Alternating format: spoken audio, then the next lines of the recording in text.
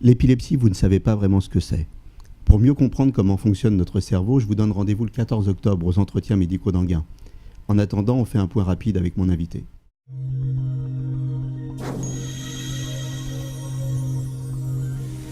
Alors nous sommes à la Fondation française pour la recherche sur l'épilepsie. Je suis avec Emmanuel Alono-Rouberti.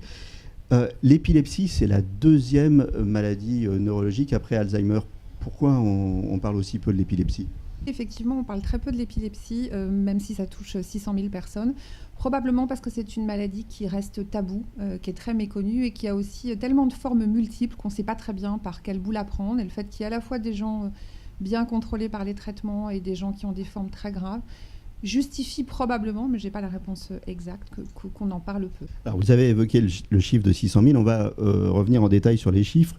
Alors il y a 150 000 personnes qui sont résistantes à tout traitement aujourd'hui. Oui, à peu près, entre 150 et 170 probablement. En fait, l'épilepsie peut être traitée, les manifestations de l'épilepsie peuvent être traitées.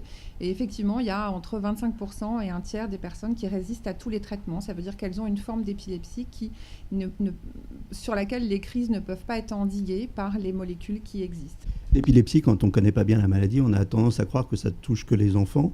Or, en fait, sur les 600 000, il y a 100 000 enfants qui sont concernés. Oui, 100 000 enfants. Et en fait, pour répondre sur le nombre global, en fait, c'est une maladie qui apparaît en général avant 20 ans et après 60 ans, pour différentes raisons. Et encore une fois, je crois que c'est un point qu'il faut retenir, c'est une maladie. Il y a 80 formes différentes d'épilepsie avec plein de manifestations différentes. D'où aussi cette difficulté à connaître la maladie, parce qu'on a souvent l'image de la crise généralisée, et en fait, il y a plein d'autres formes. Et sur ces 100 000 enfants, effectivement, c'est déjà beaucoup. Et un certain nombre ont des difficultés scolaires qu'on est en train d'essayer d'endiguer par un certain nombre d'actions qu'on mène avec l'éducation nationale. Donc l'épilepsie, ça peut se développer aussi à partir de 60 ans. Il y a 100 000 personnes au-dessus de 60 ans qui sont concernés par l'épilepsie. Ça pose des problèmes de dépendance. Oui, ça pose des problèmes de dépendance, entre autres. En fait, les raisons de l'épilepsie ne sont pas les mêmes à ce moment-là. C'est-à-dire que l'apparition de l'épilepsie après 60 ans est plus liée en général à des lésions et donc à d'autres maladies. Donc ça pose des problèmes de multitraitement, de multi-prise en charge de la maladie. Et donc, bien sûr, comme toute maladie chronique avec des manifestations qui peuvent être handicapantes, ça pose évidemment des problèmes de dépendance chez ces personnes. On a parlé des enfants, on a parlé des personnes plus âgées. Entre les deux, il y a 300 000 adultes qui souffrent d'épilepsie. Alors donc, eux, ils ont développé la maladie avant 20 ans, c'est ça, mais ils sont résistants au traitement. Alors, ils ne sont pas tous résistants au traitement, les 300 000, puisqu'il y en a, on disait, entre 150 à 160 000 qui résistent à tous les traitements. En revanche, effectivement, chez ces adultes, pour certains, il y a des formes qui apparaissent vers 20 ans, vers 30 ans, et puis il y en a qui ont développé la maladie avant 20 ans. Dans tous les cas, on a plus de problèmes de pharmacorésistance, effectivement, chez les trentenaires, on va dire. Et puis après, ce sont des gens qui sont sur le marché du travail, donc qui sont plus confrontés aux difficultés, si leur épilepsie n'est pas contrôlée, que peut poser cette épilepsie au quotidien. La vie de l'épileptique au quotidien, c'est quoi ? On parle, j'ai vu dans vos différentes publications, vous parlez de double crainte. D'abord, la vie de l'épileptique, justement, on ne peut pas la résumer, puisqu'il y a des patients épileptiques qui sont très bien contrôlés par les traitements, qui veulent réussir à avoir une vie normale, ce qui n'est pas forcément simple dès qu'ils disent leur maladie. Et puis, il y a ceux qui ne sont pas contrôlés par les traitements, dont on parlait tout à l'heure, pour lesquels la vie est encore plus compliquée, puisqu'eux, ils peuvent encore faire des crises. Donc, ils ont effectivement la peur de la crise et la peur de l'image de la maladie. Mais comme vous le disiez très justement, le point commun de tous les patients qui souffrent d'épilepsie, c'est est-ce que je peux parler de ma maladie et comment les gens vont vivre le fait que je parle de ma maladie. Sur les adultes, si je me souviens bien, il y en a un tiers qui sont en dehors du marché de l'emploi.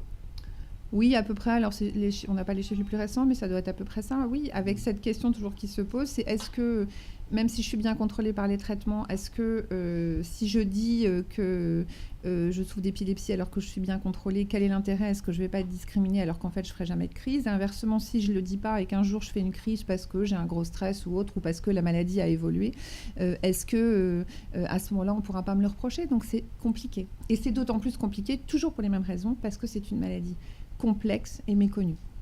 Alors, moi, ce que j'entends de ce que vous me dites, c'est que c'est une maladie honteuse, quelque part. On a honte de le dire, non ? On a honte de le dire, oui. L'enquête que l'Institut Odoxa a réalisée pour la Fondation en octobre 2016, une enquête sur l'image de la maladie dans le grand public et qui montrait...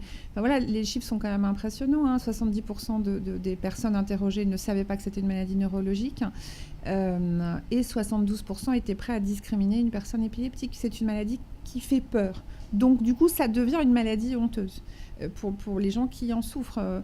J'ai été très marquée, je venais d'arriver à la Fondation, par le témoignage d'un adulte, justement, qui me disait « Mais le jour où j'ai dit mon épilepsie, j'ai vu l'horreur et la crainte dans les yeux de la personne à laquelle je parlais. » Et je ne crois pas qu'il y ait beaucoup de maladies encore aujourd'hui qui provoquent ça.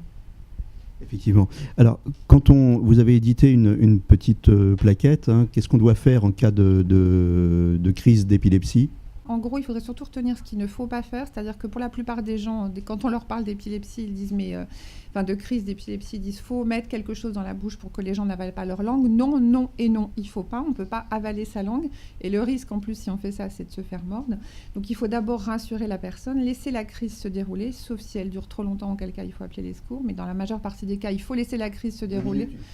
Oui, c'est variable, c'est au bout de 5 minutes, entre 5 et 10 minutes qu'il faut appeler les secours. Ne pas donner de médicaments, ne pas donner à boire, mettre en position latérale de sécurité, essayer de savoir si la personne effectivement a sur elle quelque chose qui montre qu'elle souffre d'épilepsie, parce que c'est différent si c'est une première crise ou si c'est une crise chez quelqu'un qui est déjà traité pour son épilepsie. Voilà. Donc il faudrait plutôt retenir ce qu'il ne faut pas faire. Ok, message reçu. Alors, la FFRE, qu'est-ce qu'elle fait ? Quel est son rôle ? Alors, la FFRE, d'abord, elle existe depuis 1991 et elle a 4 missions. Donc, c'est une fondation entièrement dédiée à l'épilepsie. Elle a été créée par Bernard Heisenberg en 1991, donc. Et en fait, elle a 4 missions étroitement interconnectées. C'est-à-dire que le rôle de la fondation, c'est de s'occuper des patients. Et donc, pour s'occuper des patients, il y a ces 4 missions, c'est-à-dire que pouvoir répondre au quotidien aux questions qui nous sont posées, orienter vers les services d'épileptologie, donner des informations comme celles que vous avez pu consulter sur épilepsie et grossesse, épilepsie et permis de conduire, épilepsie et travail. Donc ça, c'est le volet accompagnement au quotidien. Deuxième volet, on parlait de l'image de la maladie. Donc à chaque fois qu'on le peut, faire des campagnes d'information ou des événements de levée de fonds qui sont aussi des événements d'information pour faire parler de la maladie, expliquer ce que c'est et faire tomber les tabous. On a eu il n'y a pas très longtemps une randonnée pour la 2e année consécutive à Toulouse dans cet objectif-là. Troisième volet, bien sûr, comme notre nom l'indique, financer des projets de recherche, parce que comme pour toute maladie, il faut mieux la connaître pour pouvoir mieux l'endiguer, en espérant qu'on le pourra un jour. Et puis le 4e volet, on est mandaté par toutes les structures qui s'occupent d'épilepsie, mais aussi par l'ensemble des neurologues hospitaliers ou libéraux et neuropédiatres pour œuvrer auprès du pouvoir public pour une meilleure prise en charge de cette maladie, puisque ça a beau être la 2e maladie neurologique invalidante, c'est la seule maladie neurologique qui n'ait jamais bénéficié de plan, par exemple, et donc beaucoup de choses sont à faire sur la prise en charge au plus haut niveau de cette maladie, et les choses avancent, on en est fort content. On va finir sur la recherche. L'imagerie a fait beaucoup pour la compréhension de l'épilepsie.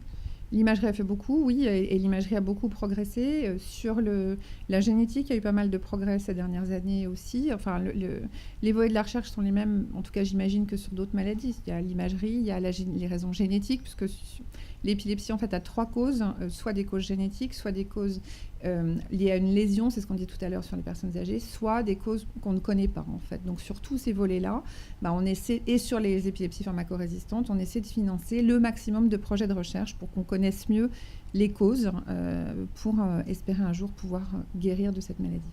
Voilà. Néanmoins, aujourd'hui, donc, on sait plus ou moins traiter les crises, donc les manifestations de la maladie, mais on ne sait pas encore la soigner. On ne sait pas la soigner, sauf quand on est sur une forme d'épilepsie qui est opérable. Donc pour finir, si on veut aider la Fondation, je suppose qu'il y a un site internet, je suppose qu'on peut faire des dons, et puis on vous rencontrera aussi aux entretiens médicaux d'Anguin, mais alors rappelez-nous le site internet. Alors le site internet, effectivement, vous pouvez faire un don pour nous soutenir, et chaque don est utile sur www.fondation au singulier -du6 épilepsie sans accent et sans s.fr. Merci. Merci à vous.